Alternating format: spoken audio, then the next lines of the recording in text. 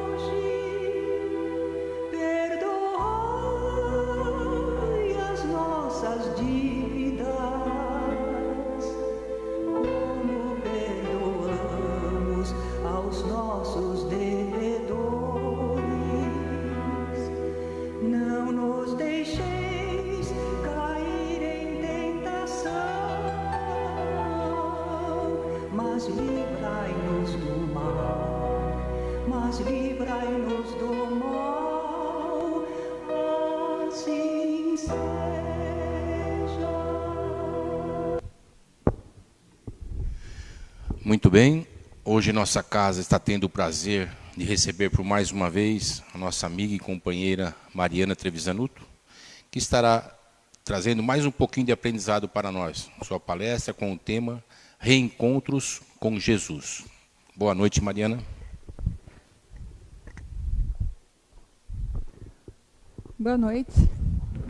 Boa noite a todos. Obrigado pelo convite. E hoje eu quero estar conversando com vocês, vou falar de uma forma direta, com vocês, sobre reencontros com Jesus. Por que reencontro? Por que não encontro? Bom, bem como sabemos, há 2020 anos atrás, Jesus veio até nós e nos encontrou e deixou conosco a sua mensagem. No entanto, enquanto ele deixa a sua mensagem e o passar do tempo, nós acabamos meio que se distanciando de estar diretamente ligados a ele. Então, a gente precisa reencontrá-lo. Então, a proposta da conversa de hoje é reencontrar com Jesus. Algumas pessoas já me acompanham, já devem ter visto que eu já tenho trabalhado esse tema. Quando fiz esse tema, foi mais ou menos em 2018, final de 2018, era numa época em que nós não estávamos vivenciando esse momento de quarentena, então por isso que eu usei essa palestra no dia de hoje. Nós não estávamos vivenciando, e eu lembro exatamente que quando a gente falava sobre encontrar alguém, o que era? Eu acredito que todo mundo já deve ter tomado essa situação, já deve ter visto essa situação. Ah, vamos sair hoje? Vamos. Que horas? A tal horas eu não posso. Por quê? A tal horas eu tenho compromisso com não sei quem. Vamos sair amanhã? Amanhã sou eu que não posso. Quem que nunca se deparou com essa situação? E aí nós tínhamos nossa vida tribulada, das 8 às 9, das 9 às 10, às 10 às 11, sabe? Aquela vida tribulada. E a gente tinha o nosso compromisso com os amigos, com os familiares, colegas de trabalho, todo final de semana, sempre um compromisso. Muitas vezes a gente não tinha nem aquele tempo para nós mesmos. Será que a gente não continua assim até os dias de hoje? Será que esse momento atual não é para que a gente volte um pouquinho para nós mesmos? Eu sei que tem muitos recados por aí que falam para a gente voltar à família, etc. Nada contra, com certeza, concordo com tudo isso. Mas será que não há uma necessidade também de nós voltarmos um pouquinho para nós mesmos? É essa a proposta. Mais do que isso, quando a gente fala sobre sociedade, né, nossa convivência social, a gente não pode esquecer também que é um costume nosso de nós encaixarmos em algum rótulo. Né? Somos classificados, rotulados, encaixotados e catalogados devido ao nosso modo de pensar, pelo nosso modo de agir, pelo nosso modo de falar. E como se a gente não pudesse entrar nas outras caixas, ou então como se a gente não pudesse se livrar dessas caixas. Quem que nunca se sentiu preso a isso? Você é tal coisa, então você tem que agir dessa forma. Você é assim, você tem que agir assado. Você pensa assim, você pertence ao grupo X, Y, Z. Quanto mais separação, cada vez mais. Aí eu faço aquela seguinte pergunta. Até quando a gente vai se sentir dessa forma? E até quando a gente não vai se libertar de muitos rótulos e sermos livres e sermos nós mesmos? Fidedignos aos nossos princípios e os nossos valores morais. Mas para isso a gente precisa resgatá-los. A gente precisa correr atrás e saber quem realmente nós somos. Também temos aquela ideia da comprovação científica, nada contra a ciência, mais uma vez. Mas sabe aqueles passos milagrosos? 8 formas de perder 30 quilos em uma semana. Quem que nunca sonhou com isso? É ou não é? Ou então, 12 formas para conquistar aquela pessoa amada? Né? Será que a gente faz parte? Pode ser até que funcione para algumas pessoas, eu não nego isso. Mas será que todos nós somos tão iguais assim, a ponto de toda essa metodologia funcionar? Essas metodologias aparentemente milagrosas, imediatistas, porque nós vivemos num mundo extremamente imediatista. Um mundo extremamente... tudo é para ontem, nada pode ser para amanhã. Eu quero resultado agora. E muitas vezes a gente esquece de parar um pouquinho, para pensar e olhar um pouco assim a natureza e ver que ela passa pelo seu processo de transformação. Se eu planto um grão de feijão e leva 40 dias para nascer, não adianta eu jogar mais água, mais adubo, que ele vai levar 40 dias para germinar e nascer. Aliás, se eu jogar demais, eu posso até matar o grão. Sabiam disso? E muitas vezes nós fazemos isso até com as nossas crianças, né? Será que a gente já pensou nisso? Muitas vezes nós apressamos as nossas crianças e não deixamos elas viver exatamente cada qual o seu tempo. É notório que elas são super estimuladas, nós temos a tecnologia, elas nasceram do lado da tecnologia, costumo brincar praticamente ao vivo via rede social, se você quiser filmar um parto ao vivo, você faz. Elas nasceram do lado da tecnologia, não há como tirar elas do meio da tecnologia. No entanto, será que elas não estão sendo super estimuladas com essa tecnologia? E muitas vezes nós estamos esquecendo de trabalhar a individualidade. E eu também faço aquela pergunta, onde está a minha individualidade no meio dessa bagunça toda, dessa bagunça que nós somos bombardeados de informações o tempo todo? Quando eu fazia a pergunta, quando eu fazia essa palestra, eu sempre perguntava o seguinte: quem aqui consegue ter 1 hora de ócio por semana? Ócio, sabe o que é ócio? Aquela hora assim, que você para e vou ver borboleta. E não vou fazer absolutamente nada. Vou cuidar de mim. Eu vou fazer o que eu gosto, não vou pensar em ninguém, num problema de ninguém, eu só vou simplesmente cuidar de mim. Naquela época eu perguntava, todo mundo fazia assim. Não tem. Agora a gente tem tempo, viu? Agora não tem desculpa não, agora a gente tem tempo. Dá para ter essa horinha de ócio. Mas para quê? Para cultivar o ego, o egoísmo? Não. Para nós buscarmos a nossa essência. A nossa essência. Quem realmente somos e o que nós estamos fazendo nesse mundo. Essa é a proposta. Eu sei que muita gente deve estar perguntando nesse exato momento, falar assim, mas tá, tudo bem, o que isso tem a ver com Jesus? Aonde que você está querendo levar essa palestra para Jesus? Jesus, vamos lá. No trecho de Mateus, capítulo 4, versículo 1 a 11, é exatamente o episódio em que ele faz a passagem no deserto. Veja bem, quando que Jesus vai para o deserto? Ele é batizado, João Batista o batiza, recebe aquela mensagem maravilhosa, eis aqui o meu filho a quem me comprazo, e logo em seguida ele vai ao deserto.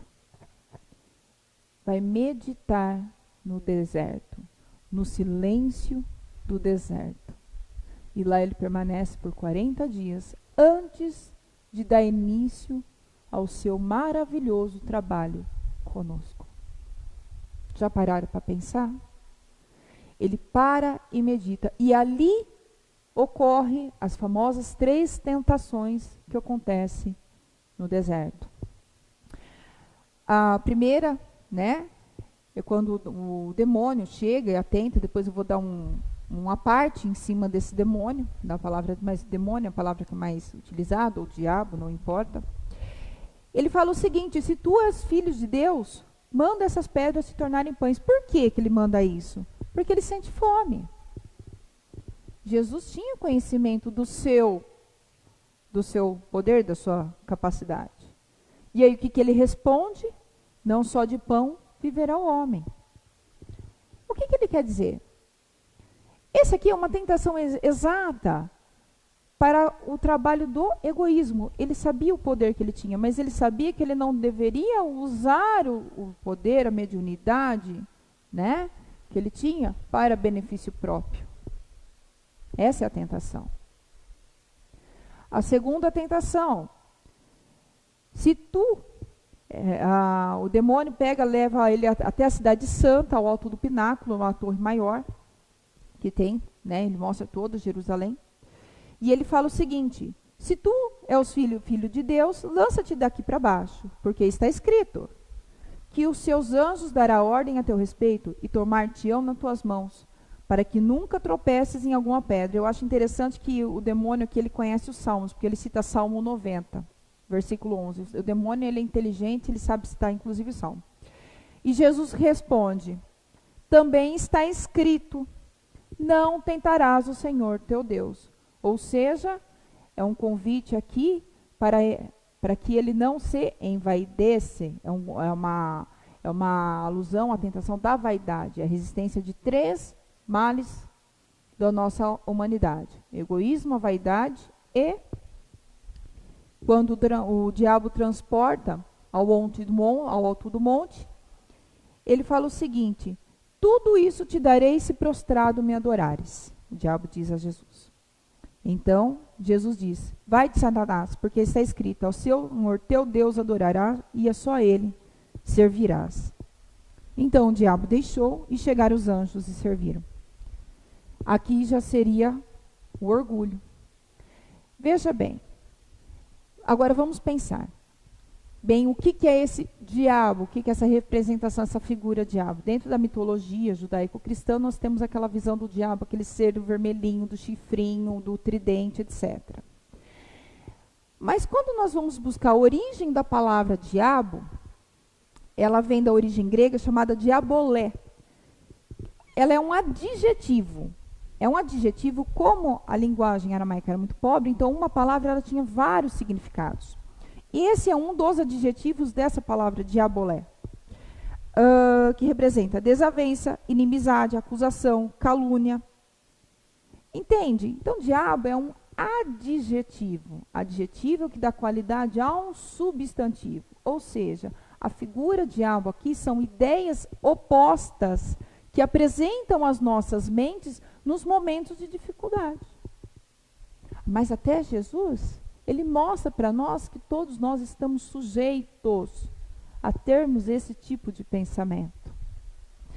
Muito bem simbolizado, né, quando as pessoas falam assim: mas na doutrina espírita não tem o diabo, mas tem os espíritos obsessores, aqueles que nos atentam? Sim, tem. Da mesma forma que existem espíritos iluminados que também nos orientam. A decisão de acatarmos essas escolhas são nossas. Entenderam? Sabe aquela imagem do desenho animado? Que o desenho animado está numa situação, um problema, aí vem o anjinho e vem o diabinho e ficam falando na orelha dele? É essa situação que passa pela nossa cabeça o tempo todo. Sócrates falava que ele tinha os seus daimons, que eram os seus gênios, os bons e os maus. Se nós buscarmos a origem das palavras, nós desmistificamos muitas coisas. E aí, dentro desse deserto, lógico que depois Jesus começa a fazer as suas obras. O que eu quero trazer para nós com esse aprendizado? Olha o exemplo que Jesus dá. Ele passou por um processo de meditação. Ele sabia quem ele era, ele sabia para que ele veio e qual era a sua missão. E nós? Será que a gente busca esse momento de reflexão para saber quem nós somos, para que nós viemos e qual é o nosso trabalho aqui na Terra? Será que a gente já parou para pensar nisso? Será que a gente nunca parou para pensar em que eu posso deixar de bom para essa humanidade? Vamos parar para pensar e refletir? Essa ideia de meditação no deserto, eu trouxe Jesus como exemplo, mas não foi só Jesus que fez isso, posso trazer um exemplo, outros exemplos bíblicos. Moisés, ele permaneceu 40 anos no deserto, ele ficou 40 anos na corte egípcia, 40 anos no deserto de Midian, para depois fazer a libertação, libertar o povo do Egito, e ali ele passa por 40 anos até chegar à Terra Prometida, que ele não entra. Paulo de Tarso, antes de ser Paulo, era Saulo, ele passa por 3 anos no deserto, para tirar aquele homem velho e vir o homem novo. Aí ele é chamado Paulo. Entende essa necessidade? Então, a Bíblia nos traz também esses exemplos da necessidade de meditação, de nós sabermos quem nós somos, quando somos, para que viemos. E essas são aquelas perguntas que muitas que movem também a humanidade. E aí, quando eu falo de buscar esse momento de solidão, eu não falo aquela solidão patológica, aquela em que eu quero estar sozinho no mundo e não quero saber de ninguém. Muito pelo contrário, o ser humano é um ser social. Nós não vivemos, não sabemos, nós sentimos necessidade de viver em sociedade. É uma necessidade nossa. Quem aqui não gosta de estar num ambiente que nós somos bem recebidos? Só eu? Eu acho que todo mundo. É ou não é? Faz assim com a cabeça, que eu acho que você está fazendo assim. Eu não falo da solidão patológica, mas eu falo o seguinte, daquela necessidade de uma autorreflexão. E aí vem esse momento oportuno para nós, né? Será que é por acaso esse momento oportuno? Quando eu falei isso, eu falei 2 anos atrás. E olha o momento oportuno. Será que a gente não pode ter esse momento de reclusão, que nós estamos com a nossa família e também nós procurarmos pensar o que nós queremos na nossa vida? Sabia que nós somos construídos com um pouquinho de cada pessoa que nós convivemos? Sabia disso? Não? Nunca parou para pensar? Então vamos parar para pensar. Quem aqui nunca conviveu? Aliás, para quem está me ouvindo, muito obrigado pela convivência e pelas boas lembranças. E agradeço a você também. Aquele amigo de infância que nos proporcionou grandes e boas lembranças. Aquela primaiada gostosa que a gente brincou. Os nossos familiares. Ou você acha que nós somos formados somente pelo pai, pela mãe, pelo avô, pela avó? Os amigos de escola, os colegas de trabalho, os professores. Quem aqui não tem um saudoso professor que me ensinou alguma coisa, que acrescentou um tijolinho para cima de nós? Já pararam para pensar nisso, que nós somos construídos com um pouquinho de cada um? Que cada um deixa em nós um pouquinho daquilo que ele pode, que aquilo que ele pode dar de melhor. Que ele pode dar. E cada um nós, não importa a experiência, se ela é boa ou se ela é ruim, mas um pouquinho nós temos dos outros e nós vamos aprendendo. E aí eu faço aquela pergunta, e nós? O que nós estamos deixando de um pouquinho para o outro, para construir o outro? É uma reflexão que a gente pode fazer. Sabe, para a gente saber o que eu posso deixar para o outro, eu tenho que fazer simplesmente aquelas perguntas. Primeiro, uma limpeza naquela casa mental. Sabe o que é limpeza na casa mental? Eu vou dar uma analogia bem bacana para vocês. Mas primeiro responder aquelas perguntas. O que eu gosto? O que eu não gosto? O que me incomoda? Será que eu estou sendo eu mesmo? Será que eu não estou simplesmente deixando no passado? Porque assim, eu não falo para nós vivermos de passado e não vivermos no passado, Mas no passado, aquelas lembranças boas que nos trouxeram valores, será que a gente não pode resgatar e passar para frente? Alguns momentos de boas lembranças, muitas vezes trazem horas edificantes para nós, de alegria, de prazer, aquele prazer maravilhoso, de alegria, e que muitas vezes dá até aquele embalo de falar, nossa, por que eu deixei aquele projeto para trás? Por que eu deixei aquilo para trás? Será que eu não posso dar continuidade? Será que a gente não pode pensar nisso? E mais do que isso, é uma necessidade também, porque nós acumulamos muita coisa na nossa casa mental. Sabe o que é a nossa casa mental? Nós vamos absorvendo tanta informação, mas chega uma hora que fica assim, ó, saturada, assim, ó. E fica saturada a cabeça da gente. Porque a gente acumula muita informação. Qual é a necessidade de cada informação que eu tenho? E aí eu falo para fazer aquela limpeza na casa mental. E aí eu vou fazer analogia àquela primeira gaveta. Quem tem aquela primeira gaveta em casa? Você tem que perdonar aquela primeira gaveta? Aquela que você soca um monte de documento quando você precisa e não acha? Sabe aquele quartinho?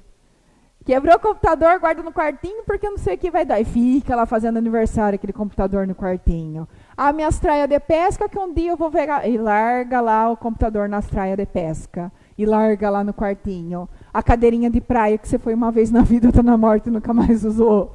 E vai embora, e vai acumulando no quartinho, e vai acumulando no quartinho. Aquela gaveta é a mesma coisa. Você acha convite de casamento, você acha lembrancinha, você acha flats perdido lá no meio.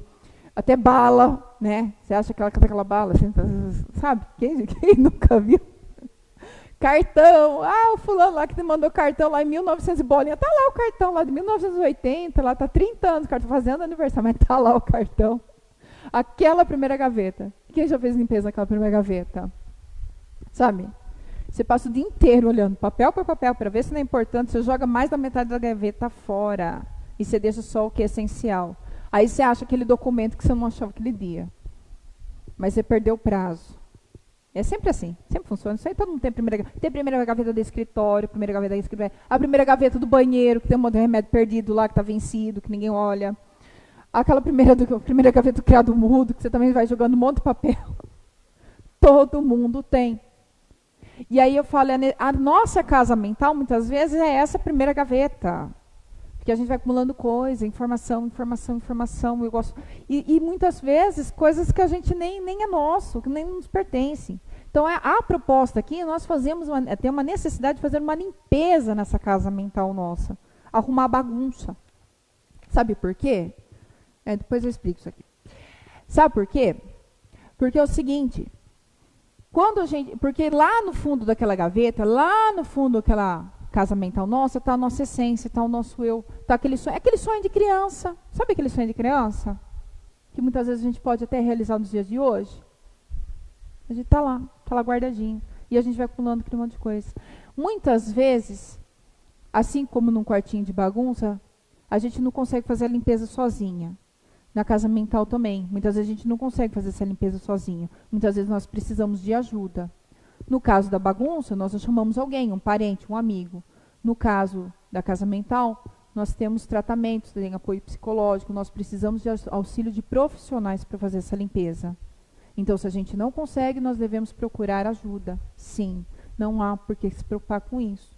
Mas para chegar em quê? Qual que é o objetivo disso? A conexão com a nossa ordem superior era muito grande quando nós éramos infantis. Nós tínhamos uma liberdade, mas nós éramos livres de pensamentos, nós éramos livres de preconceitos. Nós éramos livres. E a gente foi soterrando essa liberdade dentro de um monte daquela estrutura social. E aí entra aquela necessidade do ser humano se equilibrar de uma forma fisiológica, que é a biológica, o nosso físico. Nós precisamos ter a saúde nossa física, mental. Porque não é necessário dizer que a ciência já mostra. Excesso de cortisol causa estresse, nós ficamos nervosos. Não dá para falar em Deus quando a pessoa está nervosa. Excesso de cortisol. Quando nós estamos com serotonina, nós temos com bem-estar, prazer no corpo. Precisamos ter o equilíbrio hormonal, fisiológico. Então, nós estamos bem com a nossa alimentação, com o nosso corpo, com a nossa saúde. nós estamos bem. E abertos para quê? Para termos uma convivência social. Que convivência social é essa? Aquele de nós chegarmos na casa de alguém e sermos bem recebidos, aquele que todo mundo gosta. Não aquilo que a sociedade nos impõe, porque quando nós perdemos o equilíbrio, né, nós vivemos à mercê da sociedade, a sociedade nos impondo muitas regras e nós deixamos a nossa essência de lado. Não é isso. Pensem bem, o ser humano, quando ele está equilibrado, seja biologicamente, dentro da convivência social é um tripé. Espiritualmente, sem deixar a fé, sua crença de lado, que é muito importante. E eu tenho aqui um artigo aqui da Revista Espírita que eu vou deixar bem claro, falando que Allan Kardec fala sobre o dedo de Deus. O título do artigo chama-se O Dedo de Deus. É uma mensagem linda de um espírito familiar que fala exatamente isso. É a Revista Espírita de setembro de 1863. Esse espírito familiar, ele fala o seguinte: já vou-lo disse muitas vezes que tudo acontece aqui na Terra, tudo que passa no universo é submetido à lei geral, a do progresso. Inclinai-vos ante a ela, vós que orgulhosos e soberbos pretendeis colocar-vos acima dos desígnios de Todo-Poderoso. Buscai por toda a parte causa de vossas desgraças e de vossos prazeres, aí reconheceis sempre com o dedo de Deus. Ou seja, a gente só acha que o dedo de Deus só está na desgraça da gente. Ou então quando a gente tem um benefício muito grande, aí é dedo de Deus. Não é isso que ele fala, não. É isso que ele fala. Ele fala o seguinte, que se for dedo de Deus em cima disso, aí é fatalismo. E aí ele faz a pergunta: onde está o livre-arbítrio que nos foi concedido? Através do livre-arbítrio, nós temos as nossas escolhas. E dentro das nossas escolhas, nós temos as consequências de nossas escolhas. Entenderam? Então, tudo que nos cerca, tudo que acontece, é consequência de nossas escolhas. Livre-arbítrio. Em que se tornaria o mundo com essa horrível teoria que abandonaria ao homem a pérfida sugestões das piores paixões? Onde estaria o objetivo da criação? Onde estaria a razão de ser da ordem admirável que impera o universo? Ao contrário do dedo de Deus, que se declara, né, que ele fala que jogar o dedo de Deus como uma punição, sobre a suspensa crença de que é o culpado, ele fala que não é isso não. Dentro do culpado, existe o remorso que corrói o coração. Dentro daquele que é crime, ele passa horas vendo seus pesadelos de noites sangrentas. É consequência. Dentro do egoísta, a imagem da malvadez. O mal rico, a imagem daquele que ele vai ser roubado o tempo todo. Ou seja, nós praticamos os equívocos, nós vemos o mal. Porque nós praticamos. Entenderam? É aquele mal rico que adquire tudo de forma mais ilícita e acha que todo mundo vai roubar dele. Entenderam? E aqui ele termina. Que o dedo de Deus está, sabe aonde? Na paz do coração reservada ao justo. É o suave perfume que vos repleta a alma após uma boa ação. É esse o doce prazer que se experimenta sempre ao fazer o bem. É a bênção do pobre que se assiste, é o doce olhar de uma criança cujas lágrimas enxugamos, é a prece fervorosa de uma pobre mãe a quem se posicionou o trabalho a que deve arrancar da miséria. É, numa palavra, o contentamento de consigo mesmo. Ou seja, o dedo de Deus está nessa satisfação que nós temos quando nós fazemos o bem. É o reconhecimento de que há algo maior. Então, o ser humano equilibrado espiritualmente é aquele que reconhece a grandeza de Deus, que sabe que está tudo sob controle dentro do seu desígnio, mas que tem consciência que nós temos o livre-arbítrio, nós temos a liberdade de escolha e toda escolha que nós fazemos gera consequências. E aí vem a saúde do ser humano, aquele equilibrado. Eu tenho consciência do meu mundo, da minha paz espiritual, porque eu vou fazer o bem. E aí vem Jesus nos ensinar, que ele deu toda a cartilha para nós. Bem fisiologicamente, porque eu tenho que cuidar do meu organismo. Não adianta eu falar de de bênção, de amor para um ser humano que está com fome. Como é que e se você não sacia a fome dele, não tem como você falar de amor, de carinho, né? Então nós devemos estar bem e bem socialmente, tendo todo o amparo, vivendo, convivendo bem. Tudo isso, todo esse conjunto faz com que nós saibamos quem nós somos. Nós procuramos buscar a nossa essência. E vou dizer alguns exemplos de pessoas que buscaram sua essência e deixaram sua contribuição. Se eu falar, por acaso, Luís Vaz de Camões, todo mundo vai lembrar do que Os Lusíadas, uma grande obra literária. Grandel, inventor do telefone, Chico, Dulce, e etc., né? Grande irmã Dulce. Se eu falar Darwin, né? Teoria evolucionista, se eu falar Mendel, pai da genética, e se eu falar tantos outros nomes que eles vieram e deixaram um pouquinho da sua essência. E aí, eu sei que muitos devem estar se perguntando, falando assim, tá, Mariana, tudo bem, mas eu não sou Mendel, eu não sou Darwin, eu não sou isso. O que eu sou? O que você é agora? Você é mãe? Vamos ser mãe? Vamos ser uma excelente mãe? Vamos amar os nossos filhos? Vamos dar para eles o que a gente tem de melhor. Não dá para a gente dar o que há de bom e do melhor, porque o que há de bom e do melhor, o mundo, às vezes a gente não tem condições, mas a gente pode dar o que a gente tem. O que eu tenho para dar como mãe?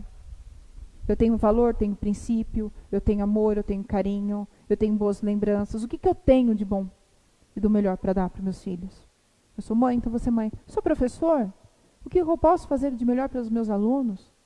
Entenderam? O que eu sou? O que eu faço de bem que eu posso de dar de melhor de mim para o outro? Lembra do tijolinho que eu falei ali atrás? Que nós nos construímos? Que nós somos um pouquinho de cada um? Pensa o seguinte, se um dia eu tiver que fazer a passagem, a ponte se abre do abismo, eu estou aqui no planeta Terra, do lado de lá do abismo vai estar o mundo espiritual, abre-se a ponte que eu tenho que traçar. O que eu vou levar dos outros para mim? Porque cada um deixou para mim um pouquinho de mim, a sua bagagem. E um pouquinho de quem? Se alguém tiver que passar um pouquinho de mim, o que essa pessoa vai estar levando de mim para o lado de lá? Já pararam para pensar nisso? A hora que essa ponte se abrir? É isso que nós trazemos.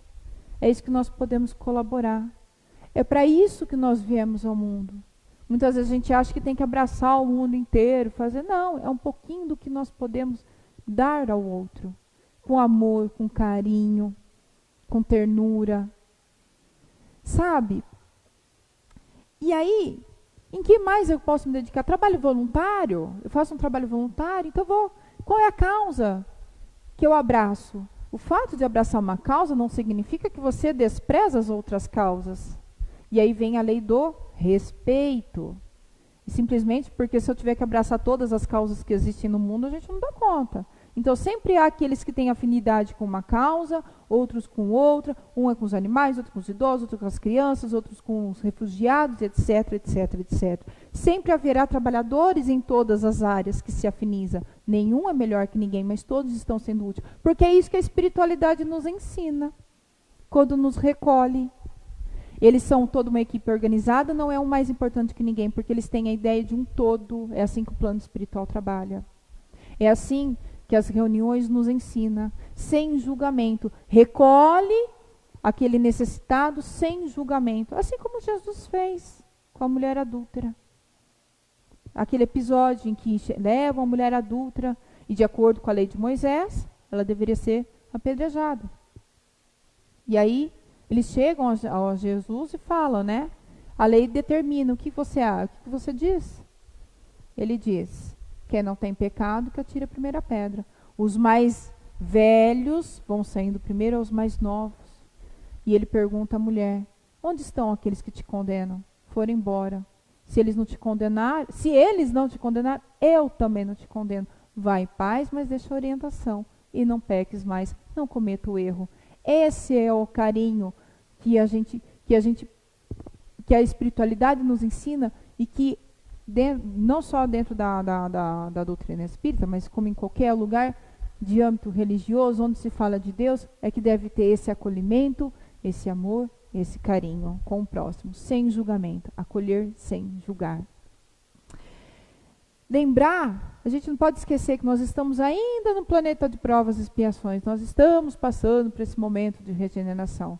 Então, a gente achar que o planeta vai simplesmente acabar do nada, vamos parar para pensar o trabalhão que Jesus teve, né? Ele, toda uma equipe, né? Para elaborar esse planeta lindo, maravilhoso.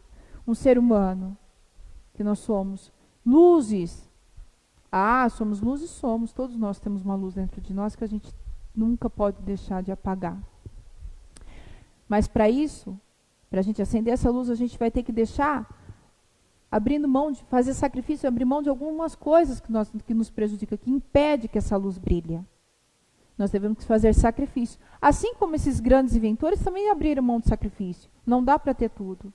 Então, quando a gente abre mão das más paixões, dos vícios, daquilo que atormenta a alma, lembra de fazer faxina, limpeza, isso aqui não serve mais, nós vamos deixar essa luz nossa acender. É um trabalho diário, todos os dias. Diário de todos os dias, é redundante isso, tá, gente? Eu entendi, o pessoal do português me desculpa, tá?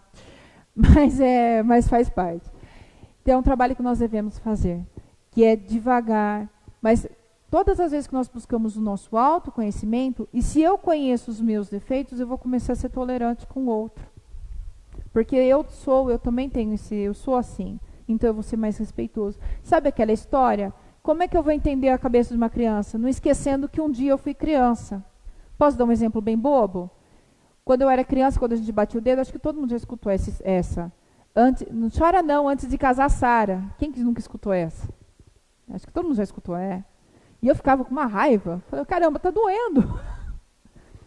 Eu ficava com raiva. Eu não falo isso para uma criança. Porque doía em mim. O que eu falo? Tá doendo? Vem cá, passa o colo, pega no carinho. É assim que nós vamos rompendo ciclos e vícios. É assim que a gente rompe. A gente não esquecer que um dia a gente passou. Por isso que a gente tem mais tolerância com o outro.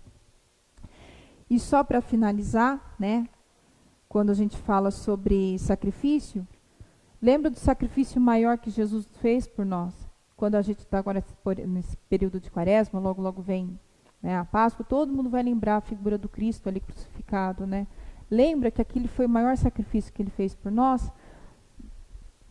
A partir daqui do desencarne de uma forma tão bruta, né, que nos choca até hoje, né? Mas para quê? Para que a vida dele terminasse ali, que os ensinamentos acabassem ali? Não. Foi só simplesmente para mostrar aos discípulos dele que a vida continua. Quando ele aparece, olha, Tomé, toca aqui nas minhas chagas, a gente continua vivo. A morte não existe. Nós continuamos. Esse é a casa do meu Pai, esse é o reino de Deus. Que eles ficam tão maravilhados com o regresso do Mestre, que eles pregam. E nós temos a palavra de Jesus até hoje. Olha só a importância. Lógico que nós tivemos a contribuição de muitas pessoas. E quantos não fizeram isso? Para mostrar para a gente quanto que vale a pena. Jesus, que teve a missão de nos ensinar a lei do amor, para que se cumprisse as Escrituras, também foi sacrificado da maneira mais dolorosa, para que sua doutrina crescesse e se multiplicasse, assim como seus apóstolos tiveram que fazer o seu sacrifício, para que os ensinamentos do mestre não fossem perdidos no tempo. Reencontrar a Cristo é abrir mão ou sacrificar as más paixões, os maus pensamentos, as más condutas para começar a sentir o seu amor fraternal. Porque quando a gente sente o seu amor fraternal, quando a gente vai até ele, nós conseguimos chegar até ele.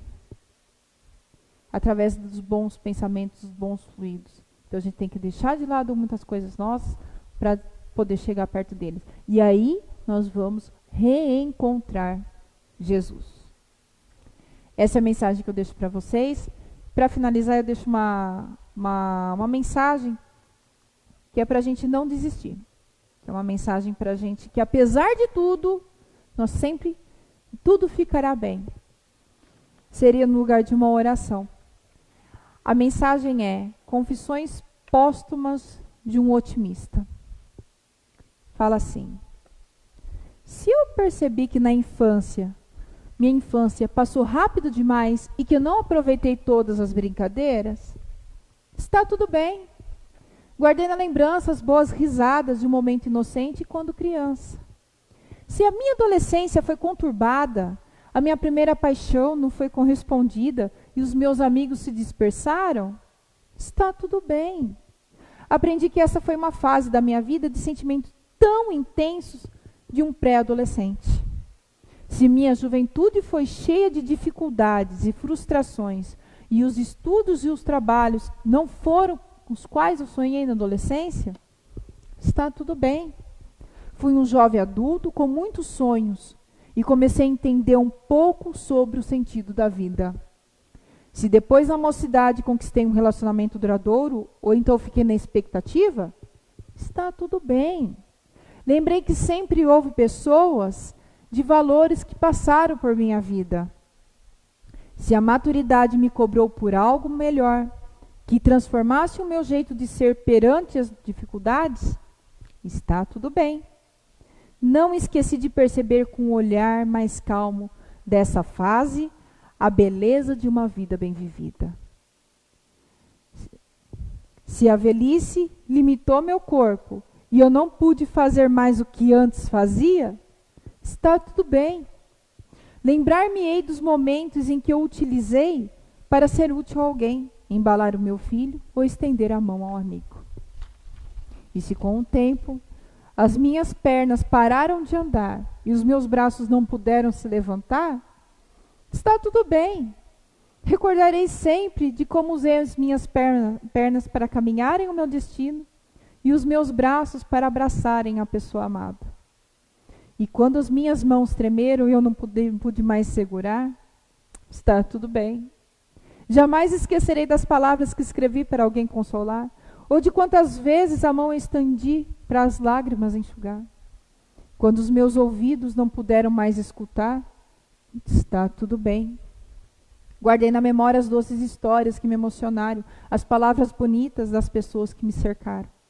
E quando a minha boca não pude mais falar, está tudo bem. Eu a usei para proferir palavras que levassem elogio e consolo a quem precisava. E quando os meus olhos não puderam mais enxergar, está tudo bem. Na minha mente ficou registrado as paisagens mais bonitas e os rostos daqueles que me amaram.